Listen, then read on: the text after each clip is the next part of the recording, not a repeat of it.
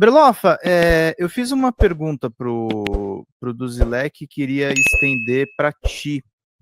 Eu estava conversando com ele a respeito, enfim, de mensagens de ano novo. Aí eu queria perguntar para o pastor mesmo, não para o escritor, não para o militante de esquerda. O que você daria de mensagem para as pessoas nesse ano de 2025? O que elas poderiam esperar para o nosso país, para a vida delas? O que você daria de mensagem?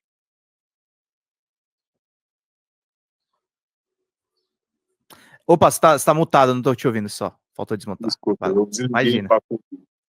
Eu tenho tomado bastante cuidado com aquilo que eu tenho, com o que eu digo sobre o que eu acho que as pessoas precisam fazer, né? Isso faz parte muito do meu ministério pastoral libertário, como eu até havia comentado. Normalmente as minhas mensagens de final de ano, elas são bem diferenciadas, né? Eu sempre estou dizendo para as pessoas, primeiro, acreditarem mais em si próprias, né?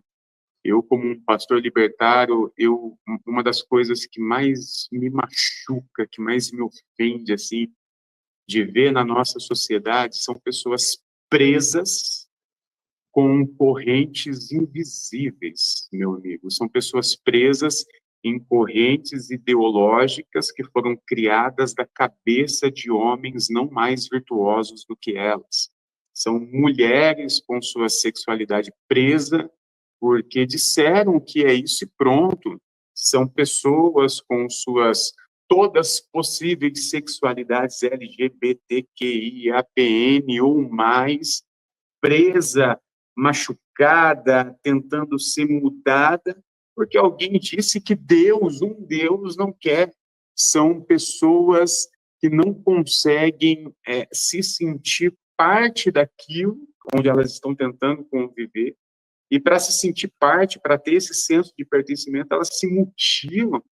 E isso me ofende, porque o evangelho é sobre liberdade, o evangelho é sobre você tomar o poder da sua vida na sua mão, e eu não estou falando de uma vida individualista, ok? Eu estou falando de você, eu estou falando justamente o contrário. Você sabe tanto que a responsabilidade é sua, que vivendo em sociedade você precisa ser ético. Não há um Deus, não há um pastor, não há uma igreja que vai moderar ou ponderar isso. É você, é você. Então, a minha mensagem é, primeiro, perceba o tanto de coisa na sua vida que você já deixou de fazer ou fez sem querer. Você queria ter feito e não fez, ou não queria ter feito e fez, só porque o seu pastor disse. Se você passar esse filtro na sua vida, você vai perceber como a sua vida seria diferente. E o meu recado, a minha inspiração para esse ano é: tenta. Você está até agora cumprindo a cartilha bonitinho, e talvez você está percebendo que não deu tão certo, tenta diferente. Aperta o botãozinho lá do F, sabe? Às vezes vai fazer bom para você, vai fazer bem para você. Meu recado é esse: libertem-se dessas correntes ideológicas fundamentalistas da religião e sejam livres e sejam éticos. O restante, Deus abençoe. Essa era para ser a minha última pergunta, mas eu não consigo deixar de me perguntar. É uma questão meio óbvia, mas eu queria que você desenvolvesse um pouco disso. Se Jesus estivesse entre nós, ele seria contra esses fundamentalistas, né? Essa ideia desses pastores que perseguem as mulheres, as minorias. Ah, meu amigo, Jesus, o que me faz, né, essa pergunta eu recebo muito, né?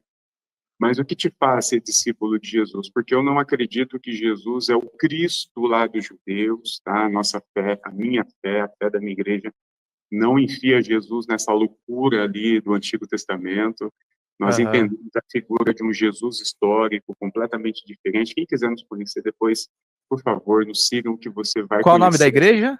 A Igreja da Garagem. Igreja da Garagem, se você colocar no Instagram, tá como garagem.mundo. Mas pelo meu Instagram também você vai encontrar lá a forma do pessoal acessar a nossa comunidade.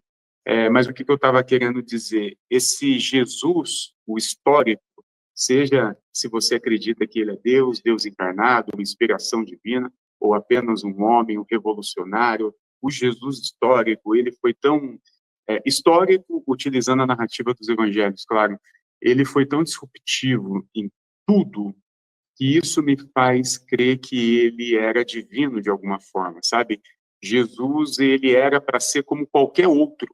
Jesus era para ser igual Paulo foi. O Paulo foi machista, misógino, elitista, porque ele era assim, porque um judeu do Oriente Médio, ali, há 2000 anos atrás, era exatamente assim. O Deus deles era assim e não tinha como ele ser diferente. Então, quando Paulo escreve, mulheres, fiquem caladas, é isso mesmo, ele estava apenas replicando uma ideia daquele momento. Tem um contexto para isso, né? Tem um contexto histórico que não pode ser ignorado, né? Não pode. E assim, Paulo está errado em ser assim? Ele estava sendo o que ele foi programado para ser. Quando Pedro escreve, e Pedro também escreve, mulheres, os vossos corpos pertencem aos vossos maridos. Olha isso, dito nos dias de hoje, o tanto de absurdo que... Mas o Pedro disse isso porque era isso. Agora, nesse mesmo ambiente que Paulo, Pedro dizia isso, vem Jesus. E Jesus rompe com isso. Jesus, ele empodera as mulheres. Jesus anda com as prostitutas, com Maria Madalena. Ele tem o seu ministério financiado por mulher. Ele abraça a mulher do fluxo de sangue. Ele entra em campo inimigo para libertar a mulher lá que nós chamamos da mulher samaritana, que era uma repudiada. Ou seja, Jesus vem rompendo uma quantidade de lógicas operacionais que nenhum outro ser humano teria condições de romper. Jesus rompe lógicas operacionais que eu, desconstruidão de 2024, tenho dificuldade de romper ainda hoje. E o cara fez isso há 2000 anos atrás. Então é isso que me permanece discípulo de Jesus, e é isso, inclusive, que me faz acreditar que Jesus é divino, ou pelo menos uma manifestação do que pode ser divino sobre a Terra, sabe? Maravilhoso. Pastor João Berloffa, teve alguma coisa que eu não perguntei que você gostaria de acrescentar? Não, muita coisa, né? Quando o papo é bom assim, a gente quer falar muita coisa, mas já disse muito, já falei muito. Eu queria realmente inspirar as pessoas que não sabiam. Talvez você tá sabendo agora que existe pastor de esquerda, está sabendo agora que existe esse tipo de igreja. Existe, e eu não sou o único. A igreja da garagem não é única. Nós somos poucos, tá? Eu não vou mentir para você, não. Não vai ser muito fácil você achar um pastor de esquerda, uma igreja inclusiva em todos os ambientes. Igreja inclusiva você já acha muito por aí, mas é inclusiva para o gay, mas é extremamente excludente para trans. É inclusiva para o gay branco, mas é excludente para o gay preto. Então toma cuidado também com essas igrejas aí, viu? Toma muito cuidado com a igreja inclusiva, porque a inclusão ela tem que ser completa, tá bom, gente? Então, não é muito fácil, mas estamos por aí. Eu vou lembrar aqui da igreja do Felipe Gibran, a Comuna do Reino, lá de Belo Horizonte. Eu vou lembrar a igreja do Gito Wendel, lá de Goiânia, o Refúgio Brasil, tem a garagem. Enfim, nós temos algumas igrejas e alguns grupos que funcionam, inclusive, online, porque nós sabemos a dificuldade, né? Então, a igreja da garagem, ela funciona online desde 2020. Você participa de culto, de ministério, de escola. Vocês começaram na pandemia? Na pandemia. Nós começamos como igreja em 2018 e na pandemia nós migramos para o modelo online por causa da pandemia, e ali nós entendemos que era algo fixo, porque justamente por causa dessa demanda, que as pessoas não têm uma igreja da garagem em cada cidade do Brasil. Então as pessoas... Teve muita demanda, João? Teve muita gente sofrendo na pandemia? Meu amigo, na pandemia, sim, mas eu posso te dizer que a procura antes da pandemia pela igreja foi maior no sentido de o desespero das pessoas vendo a igreja evangélica abraçando o fascismo em 2018. Eles procuraram por conta disso. Exatamente. A garagem acontece, e inclusive o Berloffa deixa de ser só o João, pastor, e passa a ser um agente social ali nas redes sociais em 2018, quando eu me posicionei abertamente contra o Bolsonaro. E não só eu, todos esses que eu citei, nós nascemos em 2018. foi a gota d'água. Foi a gota d'água para algumas pessoas se libertarem daquele sistema, foi Bolsonaro. E aí começa uma série de movimentos. Lógico que tem uma pitada antes, lá de 2013, com o golpe, e alguns movimentos que já haviam sido feitos não posso deixar de citar, Ariovaldo Ramos, Ed René, esses caras que fizeram um movimento desde 2013 lá com a teologia da missão integral, e que foi abrindo esse caminho para que em 2018 pessoas como eu e muitos outros e outras tivessem um pouco de voz e liberdade para poder romper. Então é um trabalho que já vinha sendo construído. Tem um contínuo aí de muita coisa. Tem. Berloff, eu queria lembrar, desculpa, mas aí eu tenho que dar mais um passo para trás e lembrar, lógico, desde Caio Fábio, de pastor Sim. Caio Fábio, lá da década de 70. Que denunciava os Silas.